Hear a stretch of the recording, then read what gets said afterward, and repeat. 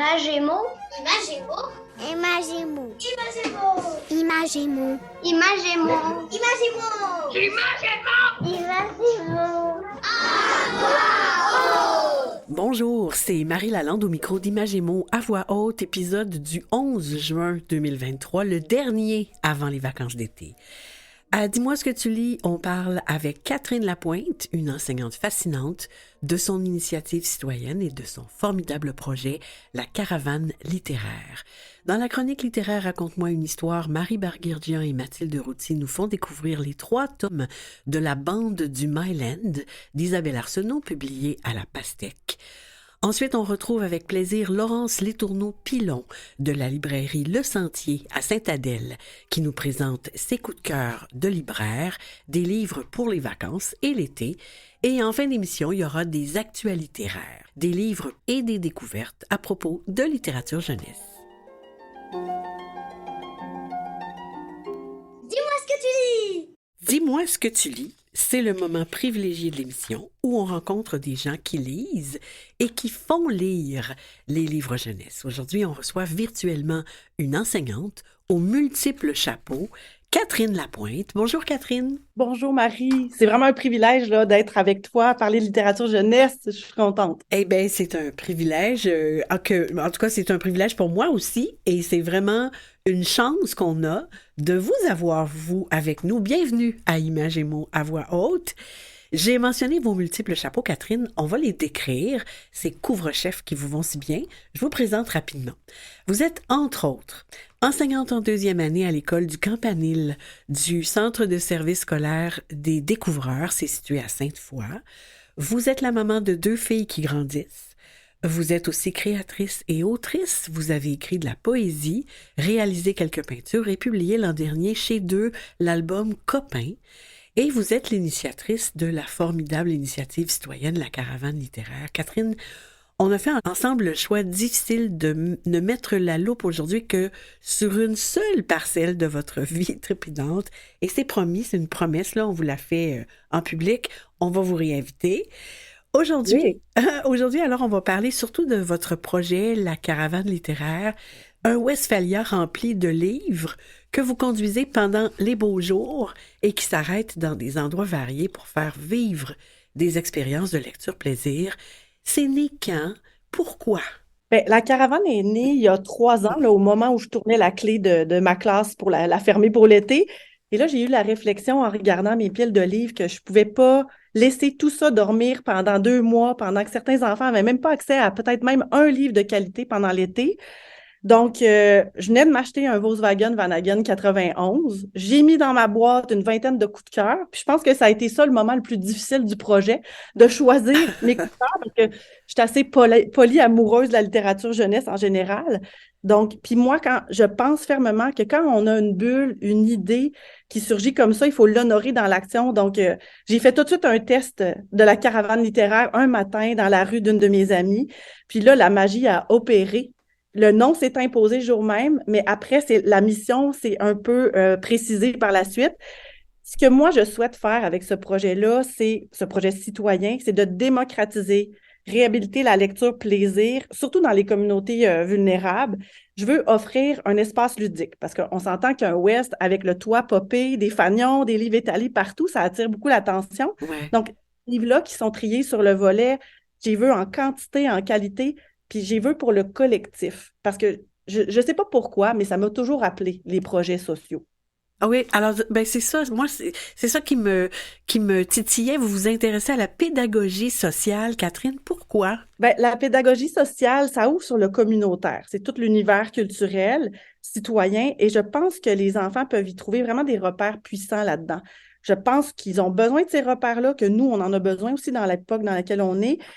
Aussi parce que l'école doit s'aligner avec ses discours, parce que on parle beaucoup d'ouverture, d'engagement, de curiosité, mais il faut l'amener ça dans la matière, en ouvrant notre porte, en allant vers les autres, en apprenant à écouter, à redonner, à vivre ensemble. Fait que ça doit pas être un concept qui est dans un diagramme de l'école québécoise. Il faut sortir dans la rue, créer des rencontres, des expériences, comme par exemple un grand-papa qui vient animer une activité, un jeune du secondaire qui vient lire une histoire, c'est arrivé dans ma classe là, récemment, Mhm. une voisine du quartier qui écrit un message à mes élèves pour dire combien leur poésie arboricole dans le sentier qui mène au commerce les a touchés. Tout ça, ça crée des bienfaits bilatéraux, puis ça crée surtout du sens pour les enfants. Je pense que ça nous fait habiter le monde, ça nous fait mieux le comprendre aussi. Ça vous honore, Catherine. Pourquoi vous croyez utile, parce que vous avez dit que vous partez l'été en Westphalia, puis vous faites voyager les livres, vous faites voyager la littérature jeunesse, vous amenez ça dans les milieux plus ruraux du Québec. Pourquoi vous croyez que c'est utile de faire ça? En étant enseignante, je connais bien l'effet de la présence des livres dans la vie des enfants, mais je connais aussi l'effet de l'absence des livres. Donc, par exemple, pour une partie des enfants qui sont plus touchés là, dans des villages dévitalisés, ils n'ont pas accès à une librairie, ni à une bibliothèque, parce que la bibliothèque, c'est la seule qui est dans leur école qui est fermée. Ouais. Donc, c'est nécessaire. Là, entre en jeu la glissade de l'été, puis la perte des acquis. Ça peut créer un grand fossé là, dans les apprentissages au retour en septembre. Ça peut les mettre à risque aussi tout au long de leur scolarité avec, on connaît les impacts potentiels qu'a le décrochage scolaire. Mhm. Donc, mais le plus essentiel pour moi, c'est de créer une identité de lecteur. Je pense que c'est ça ma plus grande mission de la caravane, pourquoi je la fais voyager jusque-là. Pour avoir une identité de lecteur, il faut qu'on ait une grande quantité de livres, parce qu'il faut connaître les livres, il faut baigner dedans, faut être capable de faire des choix. Donc, pour que les livres soient une priorité dans notre vie, il faut être en contact avec des albums qui sont surprenants, des documentaires qui sont originaux, des bandes dessinées qui font réfléchir, des romans aussi qui changent notre rapport aux autres. Donc, moi, je veux créer cet élan-là. Un enfant là, à qui je dis, t'as ce que tu veux pour aller dans une librairie prendre les livres de ton choix, qui part d'un pas assuré dans le rayon là, parce qu'il sait ce qu'il veut, il sait il a besoin de quoi. Il comprend aussi que le livre, c'est un objet de transformation sociale. Bon, évidemment, il ne va pas le dire comme ça, Non, mais non. il va savoir que ce livre-là évoque quelque chose.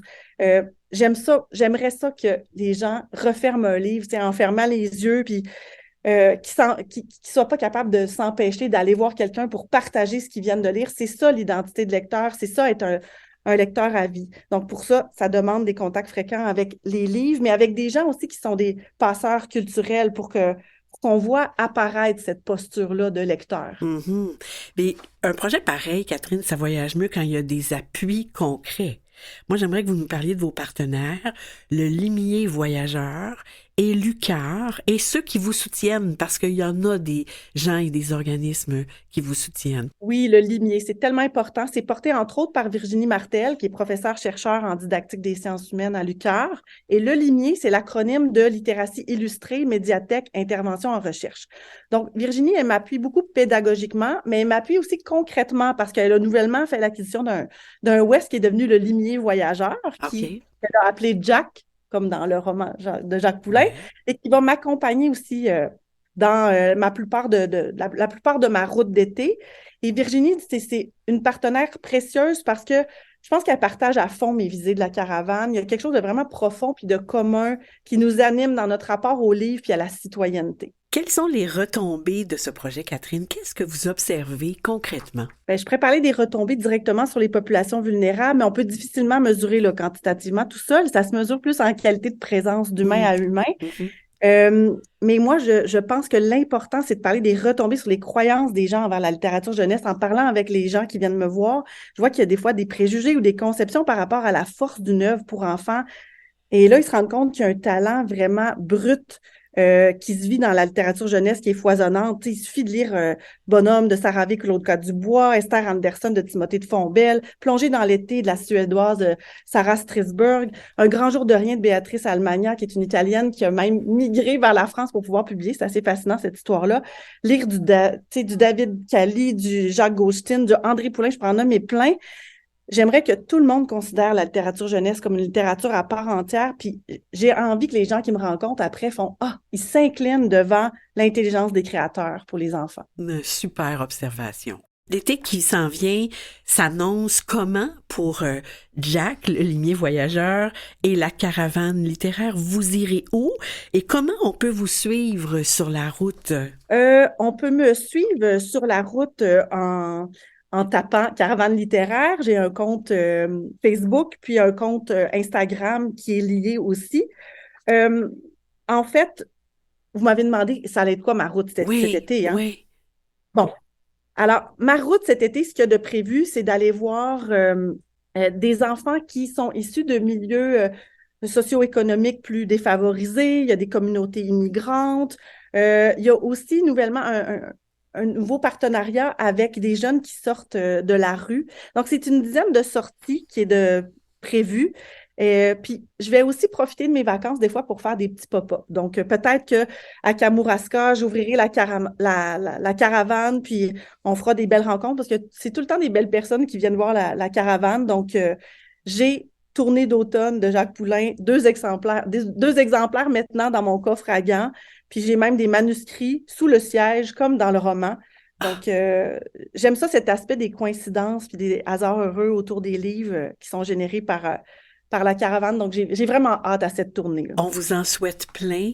Je voudrais vous remercier, chère Catherine. On vous souhaite de bons vents, du soleil, des destinations accueillantes et surtout des lecteurs et des lectrices heureux et heureuses. Merci de faire voyager loin votre caravane littéraire et au plaisir d'une prochaine rencontre.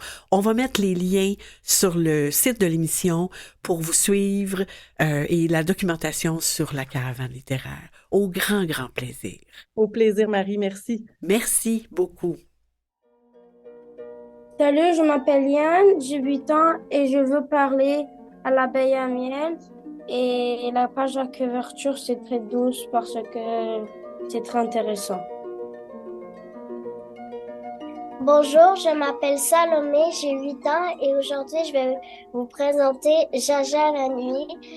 J'aime beaucoup ce livre parce qu'il y a des images et il y a une page que je prépare beaucoup parce que le lapin il avait toutes les bonnes réponses, mais il n'avait pas vu sa sœur à Jaja, alors Jaja elle était triste. Raconte-moi une histoire. On écoute maintenant une des chroniques littéraires de On a tous besoin d'histoire. Mathilde Routy et Marie Barguirdian parlent de 3 albums d'Isabelle Arsenault, L'oiseau de Colette, La quête d'Albert et La scène de Maya de la série La bande du Myland, publiée à la Pastèque. On écoute. La bande du Myland, c'est tout un univers dans une ruelle de Montréal créé par Isabelle Arsenault. Chaque album met en lumière un personnage dont la maison dans la ruelle est éclairée et montrée dans les pages de garde. Colette dans L'oiseau de Colette, Albert dans La quête d'Albert et Maya, bien sûr, dans La scène de Maya. La ruelle, c'est une identité sociale de Montréal. À l'arrière des maisons, elle est un lieu de rencontre, de promenade. Certaines sont entretenues, d'autres deviennent vertes, sans circulation automobile. Mais en tout cas, c'est là où on apprend à côtoyer ses amis, où l'on fait ses premières chutes à vélo et où on découvre qu'on n'est pas tous pareils. Colette, par exemple, a le don de raconter des histoires. Dans L'oiseau de Colette, elle est expédiée dehors par ses parents qui viennent d'emménager pour aller explorer son nouveau quartier. Et la voilà qui raconte qu'elle a perdu son animal domestique, une perruche, dont elle invente totalement le voyage et un peu sa vie, avec fantaisie. Albert, quant à lui, a une grande capacité d'émerveillement. Il cherche la tranquillité, alors qu'il rêve devant un tableau trouvé dans les poubelles qui ressemble étrangement à Impression soleil levant de Claude Monet. Les autres enfants de la ruelle envahissent sa quiétude et deviennent personnages du tableau. Tout cela se finit par un très grand éclat de rire.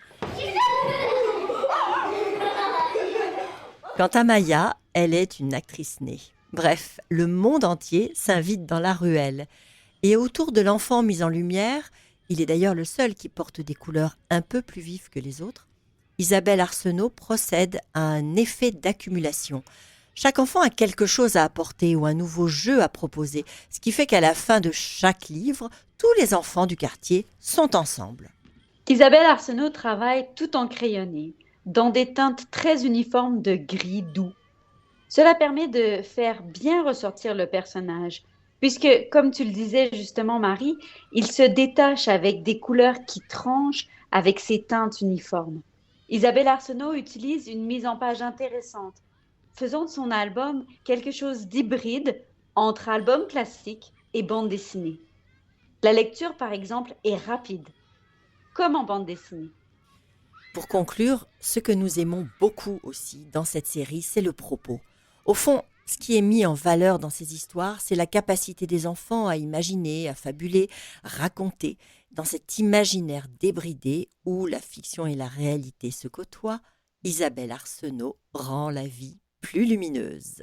On vous invite donc à découvrir cette série qu'on a beaucoup aimée, La Bande du Myland d'Isabelle Arsenault, publiée à la Pastèque.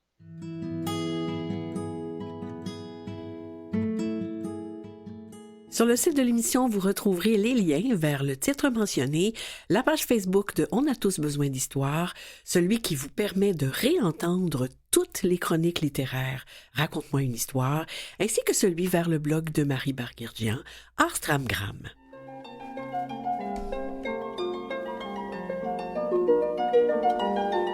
La chronique coup de cœur des libraires.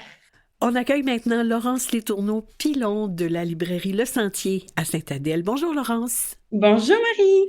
Laurence, on s'est parlé la dernière fois en octobre dernier et vous nous aviez alors présenté des livres dont le lecteur est le héros. Cette fois, vos coups de cœur de libraire sont des lectures d'été, des livres pour rêvasser, des livres pour se détendre. On vous écoute. Donc, effectivement, je vous propose aujourd'hui une petite sélection pour s'évader, se faire du bien, puis profiter du soleil. Donc, quoi de mieux qu'être, en fait, de prendre un bon bain quand on est en vacances. Et je vous propose aujourd'hui Ratatin, qui est un petit album, je dirais, pour les 4 à 7 ans, très comique, de la courte échelle. C'est en fait Mélina Schoenborn qui a écrit ce livre-là. Il a été illustré par Philippe Arriagada. C'est une petite éponge qui adore prendre des bains. Puis elle se trouve tellement jolie, tellement belle quand on se prend des bains, quand elle est ratatinée.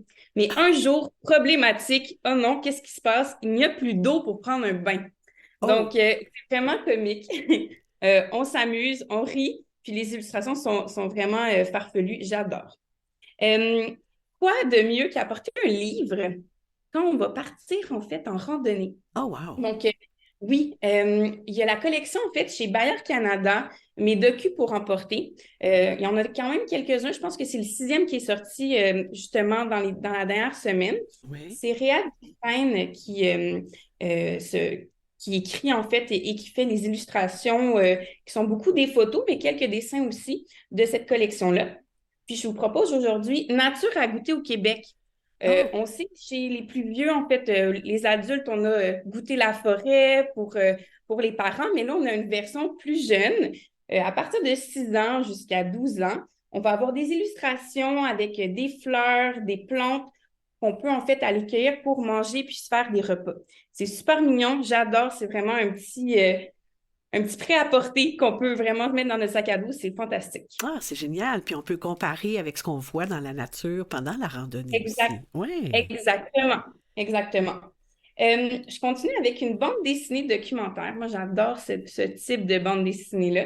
C'est une nouveauté chez Les 400 coups. C'est Iris Boudreau qui est BDiste, qui a fait beaucoup plus de BD, je dirais, jeune adulte, adulte.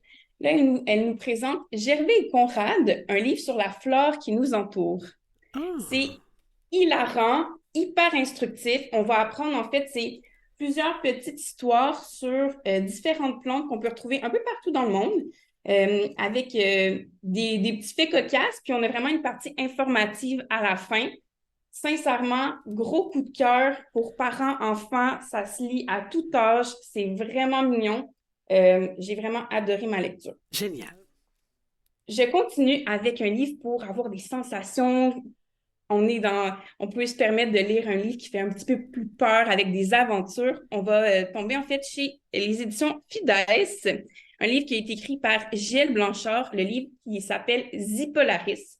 C'est une série, on est rendu au tome 3. Oh! Puis le tome, moi, dès le départ, je suis tombée en amour avec cette série-là. On suit en fait Nat, qui est un jeune garçon qui va découvrir en fait des petites bestioles qui vont manger tout dans son frigo. Puis Oh, en discutant avec lui, avec elle, avec les petites bestioles, il va se rendre compte en fait qu'elles échappent aux morts-loups qui sont en train d'envahir leur monde. Puis là, c'est une histoire de science-fiction, d'aventure, qui fait pas nécessairement peur, mais un peu frissonner. Très intéressant. Puis il y a vraiment un style d'écriture assez comique aussi. On va rire à certains moments. C'est très fluide, du beau vocabulaire. C'est sûr que c'est plus visé pour les quatrièmes années et plus. Là, ouais, je dirais 9 ans, un bon lecteur ou une bonne lectrice, mais j'ai vraiment aimé cette série-là. ouais. Ah oui, c'est bien ça. Oui, je continue encore avec un roman, Le Oui. Club de l'ours polaire, qui est une de mes séries favorites. C'est l'histoire de Stella, une orpheline, qui va se faire en fait trouver par son père adoptif, qui lui est un des plus grands explorateurs. Ouais. Puis, il est l'explorateur du Club de l'ours polaire, mais malheureusement, dans le monde des clubs de l'ours polaire, les filles ne sont pas des exploratrices, elles ne peuvent pas. Mais Stella, elle aimerait tellement ça et elle va tout faire pour être la première Mm. fille exploratrice. On est dans Mhm. un monde fantastique, d'aventure. J'ai vraiment été éblouie par cette série-là. On a 3 tomes. C'est vraiment fantastique. Et c'est publié chez quelle maison d'édition? C'est Gallimard Jeunesse. Gallimard, parfait. Et peut-être un petit dernier pour la route? Oui. Donc, une bande dessinée, Un été d'enfer, un livre écrit par Vera Bosgol, excusez-moi, euh, chez les éditions Rue de Sèvres. Oui. Donc, et en fait, on va suivre une jeune fille d'environ 10 ans qui va vivre sa première expérience de camp de vacances. C'est assez comique, les illustrations sont assez spéciales puisque c'est blanc, vert, gris, c'est assez sombre, mais en même temps, ça met la touche de la nature. Puis, on va vraiment se mettre à la place d'une jeune fille qui va vivre pour la première fois beaucoup d'expériences, souvent assez cocasse. Puis, c'est vraiment un bon livre que je recommande pour celles et ceux qui vont partir dans En un camp camp de cet été. vacances. Ah, je vous remercie, Laurence. Merci pour les suggestions pertinentes et on les retrouve toutes sur le site de l'émission. Je le répète, vous êtes une libraire en feu, dynamique, toujours pertinente. Au grand plaisir d'une prochaine rencontre, Laurence. Avec plaisir. Bon été! Bon été. D'autres idées de lecture et de sorties littéraires, vous trouverez bien sûr sur le site de l'émission tous les liens vers les événements et les activités mentionnés. Les 18 et 19 mai derniers, j'ai eu l'immense honneur de participer au congrès de mots et de craies à Sherbrooke. De tous les colloques auxquels j'ai pris part, et c'est de loin le plus pertinent, et je pèse mes mots, des conférences, des ateliers, des tables rondes, des rencontres avec des créateurs et créatrices, toujours pertinents et essentiels, qui s'adressent à des enseignants et des enseignantes, aux gens du milieu de l'éducation, qui sont des passionnés par la littérature jeunesse et qui ont à cœur de former des lecteurs et des lectrices pour la vie. Le congrès se tient à tous les 2 ans. On en veut encore en 2025. Dimanche prochain, le 18 juin, à Marie raconte, pour la dernière émission de la saison et pour souligner la fête des pères, je lis Papa est une princesse de Dana Blue et Catherine Petit aux éditions Boomerang.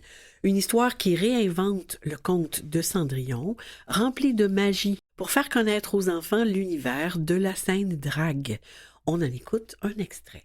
La fillette continue de raconter ce qu'elle voit par le trou de la serrure, parlant de l'un de ses 2 papas, qui, comme elle l'a dit, presque chaque jour devient une princesse. On le voit, nous aussi, dans la forme bleue du trou de la serrure, le papa qui se prépare et se transforme.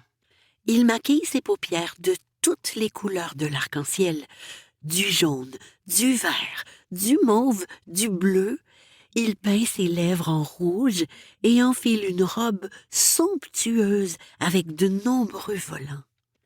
Et c'est le personnage qui était sur la page couverture, dans sa belle robe bleue à volants, qui se maquille dans la salle de bain, devant le miroir rond, au-dessus du lavabo, sur le mur fleuri.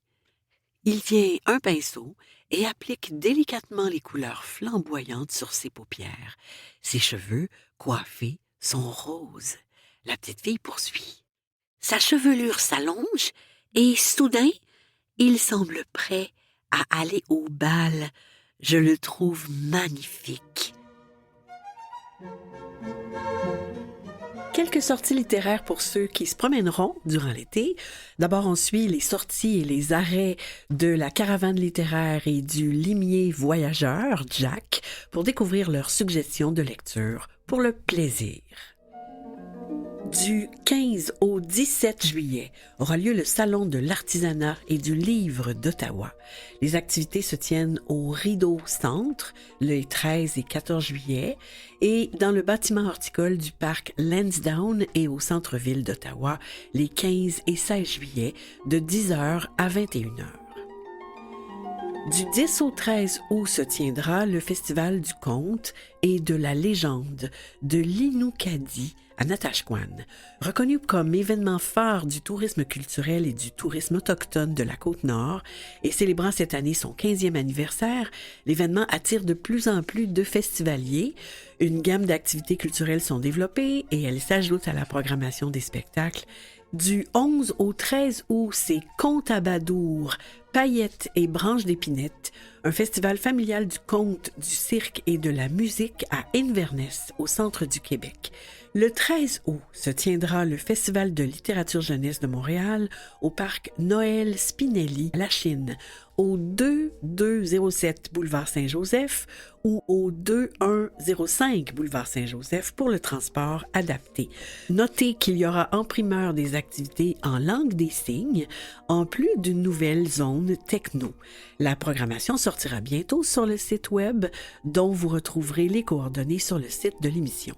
C'est Simon Boulris qui en est le porte-parole.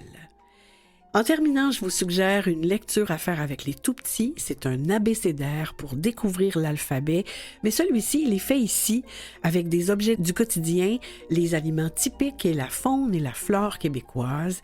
Ça permet d'enrichir le vocabulaire des enfants avec des références d'ici. Tout carton, grand format, avec 2 lettres vedettes par page, Mon abécédaire du Québec, publié par les éditions Petit Génie. C'est ici que l'émission d'aujourd'hui se termine. Je remercie les invités et les collaborateurs. Catherine Lapointe est enseignante en 2e année à l'École du Campanile à Sainte-Foy, autrice et initiatrice de l'initiative citoyenne La Caravane littéraire. Marie Barguirgian et Mathilde Routier pour leur chronique « Raconte-moi une histoire », Laurence Letourneau-Pilon de la librairie Le Sentier à Sainte-Adèle, Michel Brûlé au soutien et à la recherche, Mathieu Tessier en régie et au montage et Jean-Sébastien Laliberté, chef diffusion technique. Voilà, on se retrouve en septembre avec de toutes nouvelles émissions en format d'1 heure. Bon été à tous et bonne lecture.